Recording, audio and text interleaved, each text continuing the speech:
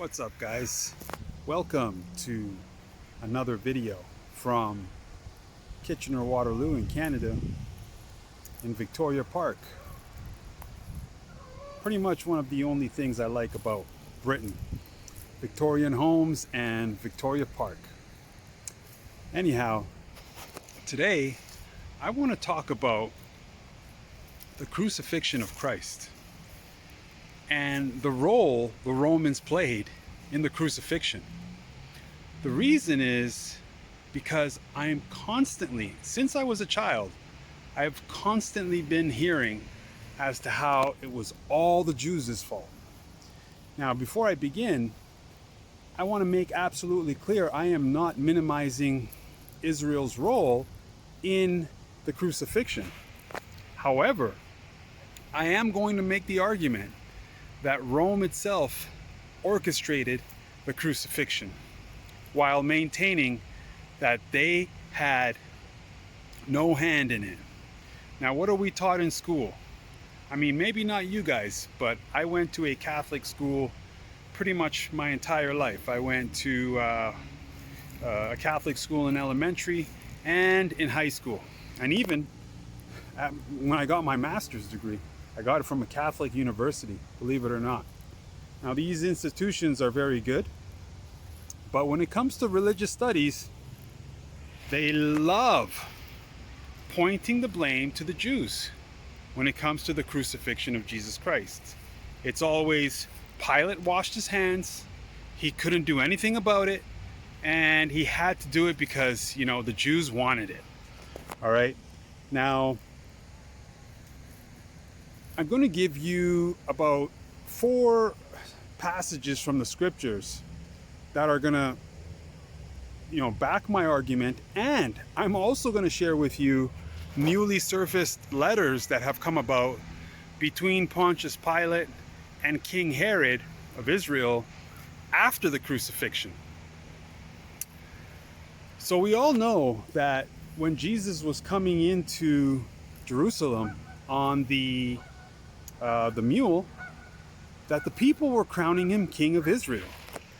Hosanna in the highest. Hosanna in the highest. King of Israel. Son of David. They were inaugurating him king. This is where the whole celebration of Palm Sunday comes from. You know, the tradition of waving the palms when you're inaugurating a king, which still exists to this day, by the way. Although in that part of the world, it's very rare to see because, there's usually not elections every 4 years or something like this. The last I saw it was when the Prime Minister of Ethiopia had visited Eritrea. And they greeted him because, after years of being separated, the brotherly nations, they finally made peace. This was 2018. And they greeted him in the capital of Asmara with palms, okay, when he was going to the presidential palace. So this tradition has always been part of the Middle East, okay, or Semitic speaking countries. And here we have Jesus going into Jerusalem being crowned king. Now I'm going to ask you a question. Who were the people crowning him king? Okay, we're always told it was all the Jews that wanted him crucified. But who were the people crowning him king? It was the Jews, you guys. It wasn't some poor folks from Greek or Roman ancestry living on the side of the road in Judea, crowning him king. It was the Jews. It was the working class Jews, and it was the poor and, the common folks. The people that wanted him dead among Israel was the leaders, all right? And that's nothing new. Anytime you make your move for political power, you're going to face opposition regardless of which country you're in, all right? That's just how it is. Now, once he gets in Jerusalem, after being inaugurated king by the people, what happens? He starts becoming aggressive like never before. Not just verbally aggressive, but physically aggressive as well. He starts throwing over the money tables in the temples. He starts calling them all sorts of names, you know, the Pharisees. And at this point, they decide, okay, we got to kill this guy. Because they wanted him dead before, but they were always afraid as to how the people would react, right? But at this point, when they crowned him king, the people did, they said, well, you know, we have no choice now, okay? Because these people are not going to give up power.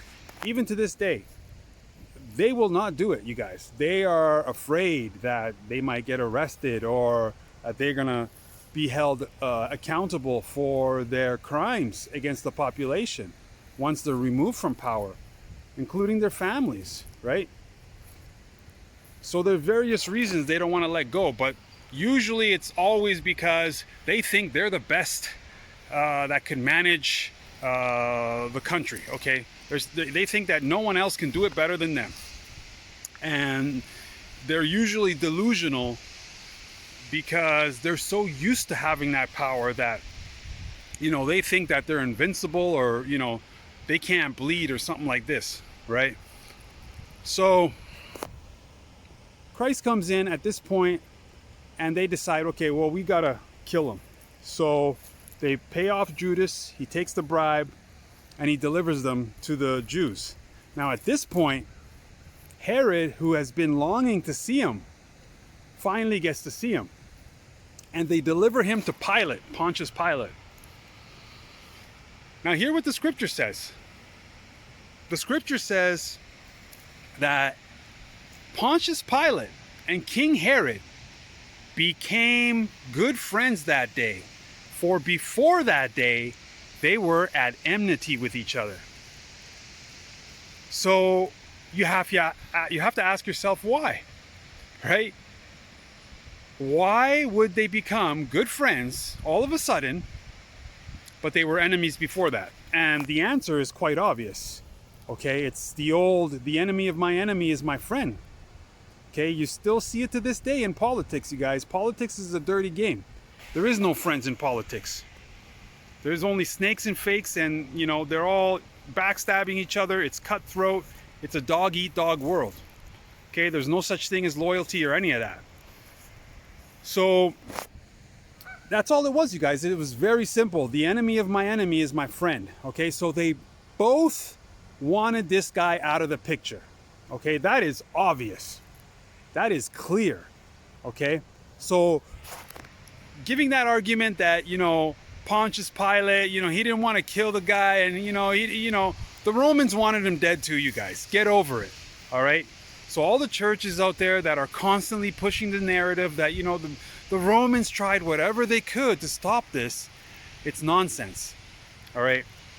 Now, at this point, they deliver him up to be crucified. But before they crucify him, they put him through the whole humiliation thing, okay? And the whipping. Now, I understand that the Jews also did this in the Sanhedrin. They slapped him, they spit on him, they blindfolded him, they were mocking him. But the Romans, about to execute him, still had to go through this as well. And for what reason, right? I'm going to argue it's because they wanted to break him, all right? Now, when they started whipping him, it's not in the scripture. You can find it in other books. If I find it, I'll link it down below. But he felt no pain when they were whipping him, all right? And that annoyed them, okay? Because most people would feel a lot of pain. And he felt nothing. He felt nothing, you guys. He was, it was the spirit, you see? The flesh, he felt nothing. He didn't cry out or anything like that.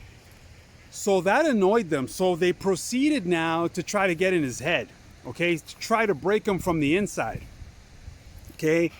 Because trying to break him externally wasn't working. So they said, okay, we're going to start mocking him. They put the crown of thorns on his head. They started, they stripped him almost naked. They put a robe, a kingly robe on him. I think that was King Herod, actually, but they also spit on him, the Romans. They started calling him, "Hail, King of the Jews," in a mocking fashion. you know, they did all sorts of things to try to get in his mind and try to break his spirit, you guys, okay? Because these people, they understand how spiritual warfare works. Confidence is a big part of it, all right? Not overconfidence, but confidence, all right? You got to have confidence. And, you know, I can tell you that these people, you know, if they see someone with the light, even from when they're kids, they get to work on them right away, all right? They get to work on them to try to lower their confidence. And I have firsthand experience with this. They will try to lower your confidence because they know that that is a key element in spiritual warfare and someone with a strong spirit. Okay? Now, they put him all through all this, and then they lead him off to be crucified. They didn't even have to put him through that because they were going to crucify him anyway. But again, they tried to break him. All right? The next thing I want to share with you is you have to ask yourself, why is it that, you know, Pontius Pilate, he puts him before the Jews in the square, and he says, you know, who do you want, Barnabas or do you want Jesus, right? And they're saying, you know, we want Barnabas, all right? Now, you have to understand, you guys, even though it's not written in the scripture, you best believe that there were agents of the Pharisees and of the Romans in the crowd, manipulating, intimidating, and bribing the people to vote for Barnabas. All right. Now here's Pilate, knowing this man is innocent, where his wife is even telling him, I had a nightmare about him. Don't crucify him. You're telling me he didn't have the power in his hand to make the decision not to crucify him. Okay? Of course he had that. Of course he could override anything the Jews wanted. Of course. All right? But here he is acting like he doesn't have that authority now, right? It's because they orchestrated it, you guys, all right? But you see, nothing new is under the sun. You see, these people understand that they cannot kill someone or a leader directly out of a country that they occupy, okay? They have to get their own people to do it, you see, because I'll get into that later by providing examples, like modern day examples of it. All right. But the last thing I want to share now, to put all doubt aside, is that there have been these letters that have surfaced now between Herod and Pilate. All right. First, Herod writes to Pilate and he says, you know, he's in a state of extreme fear. He says, you know, I'm in a lot of anxiety. You know, my wife is going blind. My son is on his deathbed. My daughter has lost or has been decapitated, you know, because she had an accident, and she was actually the one that convinced him to behead John the Baptist. Okay? So all these plagues were coming upon him. On top of that, Pilate responds to him, and he's also in a state of fear, okay? He's petrified. And he's saying, my dear Herod, you know, this is all your fault. You know, you made me do this. Something along those lines, okay? I'll link the letters down below and you can read them. But here's the interesting part. He starts saying that his wife, Procla, had a dream or a vision about Jesus resurrecting, all right? Now, we all know that the Romans had placed soldiers at the sepulcher to make sure that no one would remove the stone, okay? But even after he was resurrected, they put out the lie, them and the Jews put out the lie that the apostles stole the body, okay? So even after his death, you guys, they're still trying to suppress the information, okay? So don't tell me that Rome, you know, wasn't at very minimum,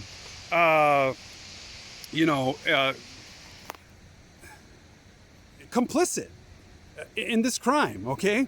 They 100%, at very minimum, they were complicit.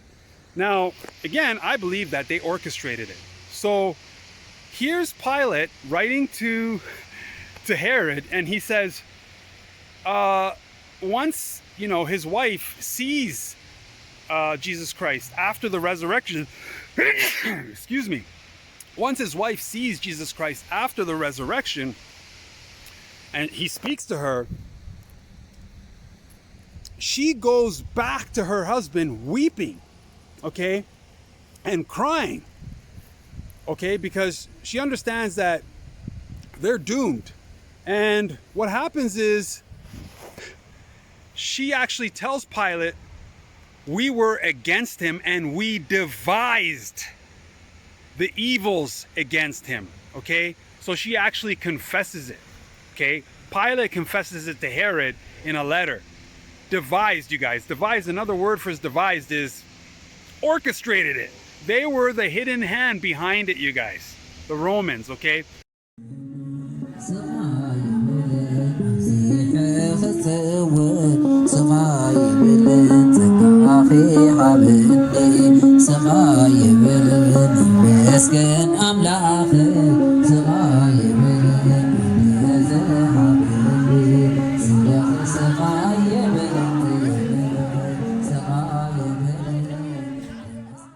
Now, again, there's nothing new under the sun, you guys.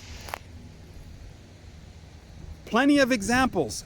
Gaddafi being the latest in 2011. Who killed him? It was his own people. Who orchestrated it? You already know who it was. The same oil conglomerates that are there now. Total, Eni of Italy, BP of Britain. Those are the people who orchestrated it. The people who were dropping bombs to support the rebels in his own country to overthrow him. All right? They had to get his own people to do it. And the reason why is they don't want the people uniting against the common enemy. You see what I'm saying? Same thing in Iraq, maybe 20 years ago with Saddam Hussein. Who hung him? Okay? You think it was Bush that hung him? No, it was his own people. Okay? Under the direction of the so-called American, which is pretty much the European. All right? And who, you know, who did they get to hang him? It was his own people. They even did it on live television, you guys, just to, you know, confirm it. All right? Plenty of other examples. We can go back even further to Thomas Sankara in Burkina Faso. You know, he kicks out the French. He takes over the government and he starts telling the Europeans, you're going to pay a fair price for our resources. And, you know, he starts building hospitals, roads. He starts improving the life for his people. Instead of taking all the money for himself, he's actually spending it on his people. He's actually developing his own country. All right? He's got visions for a better Burkina Faso for all the people of Burkina Faso. Guess who kills him? His own right-hand man. His own right-hand man that he knew since he was 5 years old, you guys. You see how deep it is? You see what money makes people do? Someone he knew since he was a little child, since 5 years old, he decided to murder him for money and power. Once Thomas Sankara is out of the way, his general comes to power, and guess who's allowed back in to Burkina Faso to acquire the resources at rock bottom prices? None other than the French. All right? Now, this is not, you know, on record or documented or any of this. All right? But I'm pretty sure it's in some French intelligence files somewhere in Paris. All right? Because, you know, it's not hard to connect the dots. There's other examples too. Like we can get into King Menelik II in Ethiopia, and you know how the Italians had helped him come to power because he was competing with Johannes to become the emperor, and then they double-crossed him. All right, they basically started moving up into Eritrea, which wasn't part of the deal, and you know, eventually he stops them at Adwa. Okay, where that was the first Italian-Ethiopian war. But it's been the same old formula from the beginning of time, okay? That's how they do it, you guys. With the money, and, you know, the carrot and stick kind of approach. It's the same old thing. And by the way, when they spread disinformation about good leaders within your countries or potential leaders, they do it through their own agents. They don't do it themselves. They do it through your own population or through your own people. You see what I'm saying?